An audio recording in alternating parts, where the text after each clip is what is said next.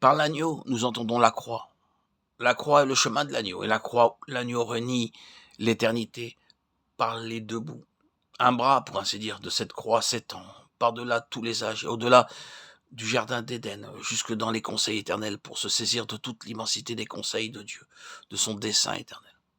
L'autre bras de la croix pointe vers les âges à venir, et au moyen de cette croix, ce qui était au commencement et qui a été entre-temps contesté et perturbé finit par s'accomplir, de sorte que le chemin de l'agneau est le chemin de la réalisation du dessein éternel de Dieu, et rien de moins que ça. Voilà pourquoi j'ai pris tant de peine pour insister sur l'immensité de ce dessein. Nous avons une conception trop étriquée de la croix. Nos cantiques relatifs à la croix en offrent une vue vraiment limitée. Oh oui, le fardeau de mon cœur est enlevé à la croix. C'est tout à fait vrai. C'est une réalité appréciable et bénie. Mais la croix va infiniment plus loin que notre conversion. Elle la transcende.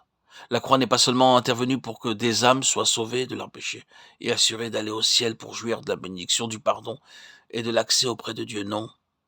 La croix est intervenue pour se saisir de ce vaste projet des pensées et du dessein de Dieu et pour le réaliser. Et rien de moins que cela. Nous devrions nous rendre compte que la croix a une portée bien plus grande que ce que nous aurions pu nous imaginer. Lorsque le Seigneur entreprend un travail subjectif dans une vie par le moyen de la croix, il fait une œuvre radicale qui dépasse largement la conversion. Dans bien des vies, on constate que le sens de l'identification avec Christ dans sa mort, son ensevelissement et sa résurrection a été beaucoup mieux saisi. Cela va bien au-delà de la conversion. Ce point est très important. On n'insistera jamais assez sur le rôle de la croix pour la seule raison qu'il n'y a rien de plus grand ni de plus vaste que le dessein éternel de Dieu dans la création de cet univers. Et la croix s'applique à chacune de ses parties et en touche tous les points. Les choses célestes sont purifiées par le sang de cette croix.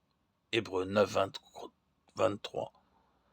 La croix a une portée immense à cause de l'immensité de ce à quoi elle se rapporte. Ainsi, la croix est rétrospective, mais pas seulement par rapport à la chute et à l'entrée du péché. La croix est rétrospective et remonte bien avant que le monde fût, bien avant la fondation du monde.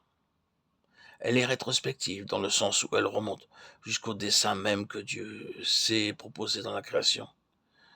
Si vous pouvez vraiment comprendre et saisir pourquoi Dieu a créé cet univers, quelles étaient ses pensées, ses intentions, si vous pouvez réellement comprendre toute l'immensité de son dessein qui consistait à faire de ce cosmos un héritage pour lui-même, digne de lui-même et pouvant le satisfaire, alors, et alors seulement, vous serez en mesure de voir la grandeur et la portée de la croix. Oui, la croix remonte aussi loin que cela.